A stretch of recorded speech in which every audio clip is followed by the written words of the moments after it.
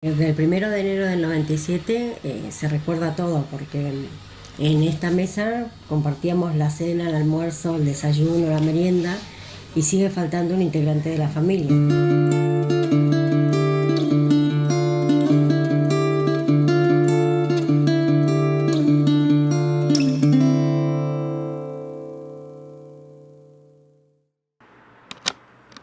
El 1 de enero de 1997 la comunidad de Comodoro Rivadavia se conmociona ante un hecho sin explicaciones.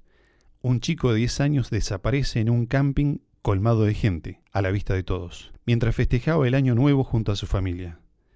Durante días, meses y años, se hicieron rastrillajes, pericias, se contactaron videntes y por todos los medios sus familiares lo buscaron. ¿Dónde está Hernán? Era un día de mucho viento. Habíamos decidido primero no ir, después dijimos no vamos. Nos fuimos al camping. Después de comer el asado del 1 de enero, se va mi hijo con los primos y hermanos a la pileta del lugar. Hernán se queda cuidando la ropa, el resto de los familiares se mete, juegan los nenes, regresan al fogón y el que no regresa es Hernán. Esa mañana, Hernán había salido con sus padres, hermanos y tíos rumbo al camping San Carlos. 40 kilómetros separaban su casa en Máximo Abásolo de su destino cerca de la zona de Astra. Iban a festejar el comienzo de año en familia.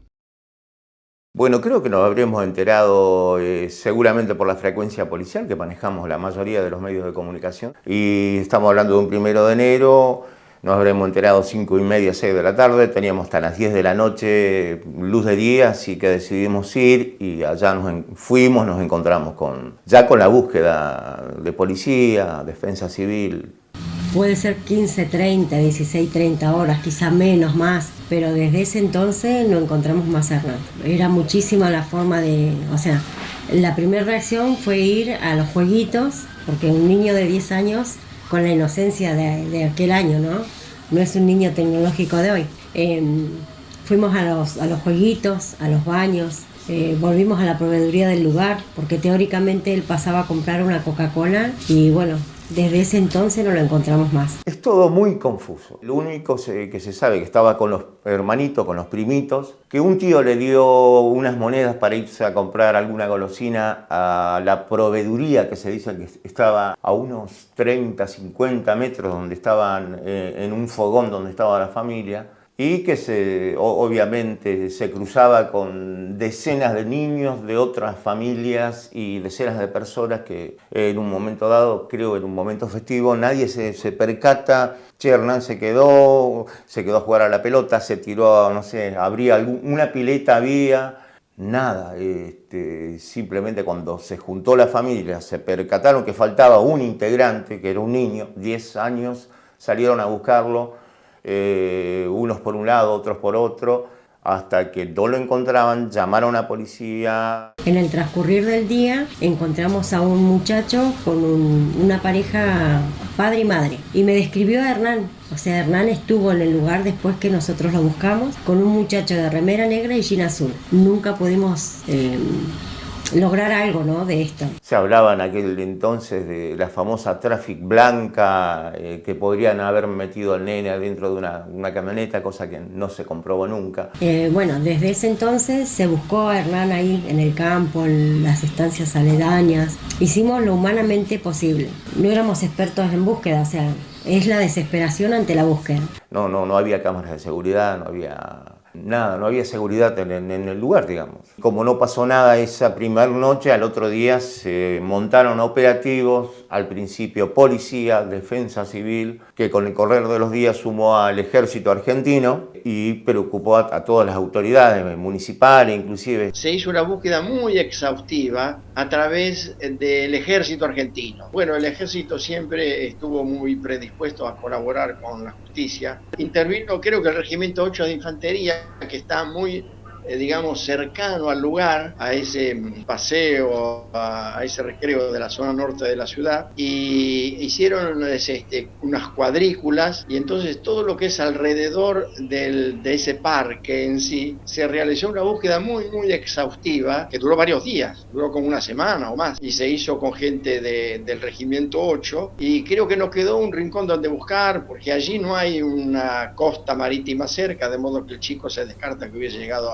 al mar, pero sí hay algunas grietas, algunos bajones donde se pudo haber accidentado la criatura. Al tercer día de buscar en el lugar, en la estancia vecina, encontramos unas marcas que le llamamos nosotros. Las marcas eran en una especie de quincho, había una mesa de billar, como una mesa más larga, y ahí Hernán había dibujado. En la estancia esa estaba ese quincho y una especie de casa grande, como de los patrones, digamos. Y en esa casa también había marcas como si estuviese Hernán con 2 personas más.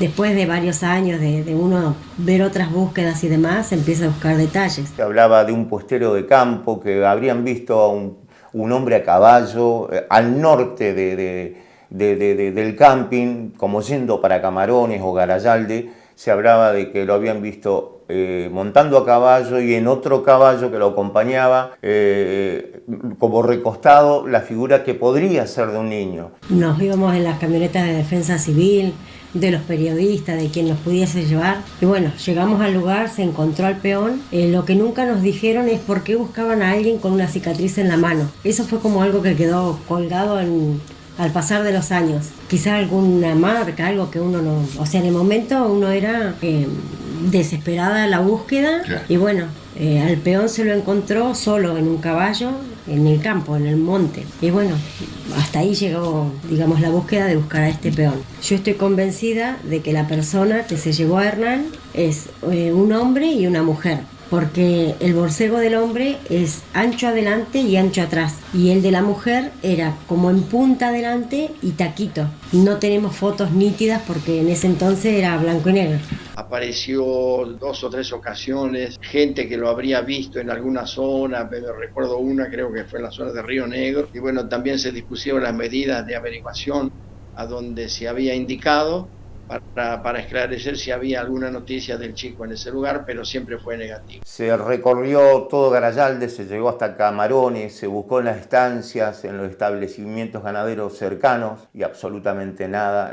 Sé que se buscó, la búsqueda se extendió por todos esos lugares sin tener absolutamente ningún tipo de convicción de algo.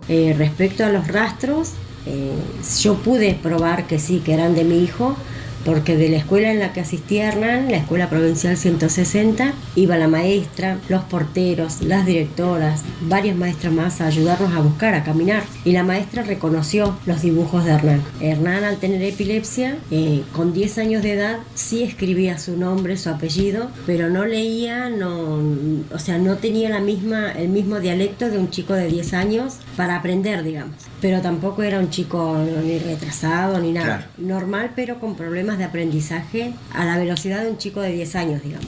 Bueno, la maestra confirma que sí, que son los dibujos de Hernán, o sea que hasta acá podemos decir que sí, que Hernán 2 personas lo llevaron, lo tuvieron ahí encerrado. Nunca entendí el por qué nos decían no vayan para allá, para la estancia, porque el viejo que cuida los va a cagar a tiro. No había ningún cuidador. El cuidador estaba en Comodoro porque vino a pasar las fiestas a Comodoro. Lo del dibujo que usted señala, sí, era un dibujo que se había hecho sobre una mesa, de una mesa que tenía la sociedad del encierro. Entonces parece que habría un dibujo que se lo atribuían al chico, ¿no? Pero el hecho de haber estado dentro de ese galpón, era un galpón anexo a ese recreo, a ese camping, de modo que no sería de extrañar que o bien pueden ser otros chicos o él mismo, pero que después de eso, por supuesto, en ese lugar no había absolutamente nada, rastro de él.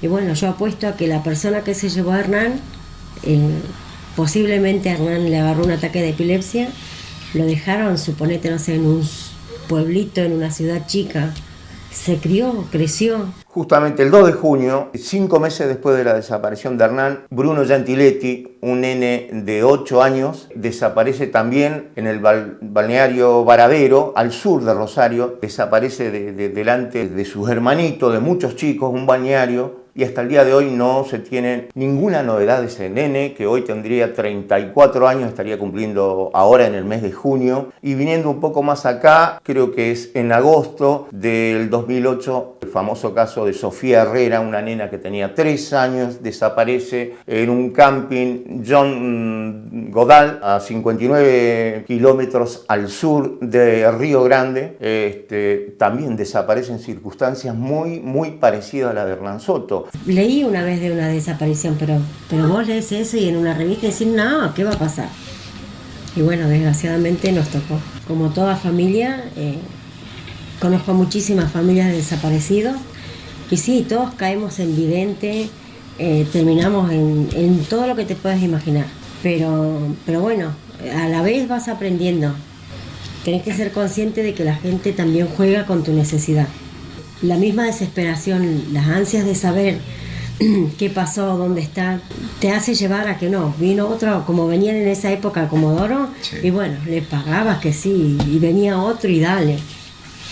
Pero bueno, es como que son etapas que vos mismo vas superando y vas dejando de lado.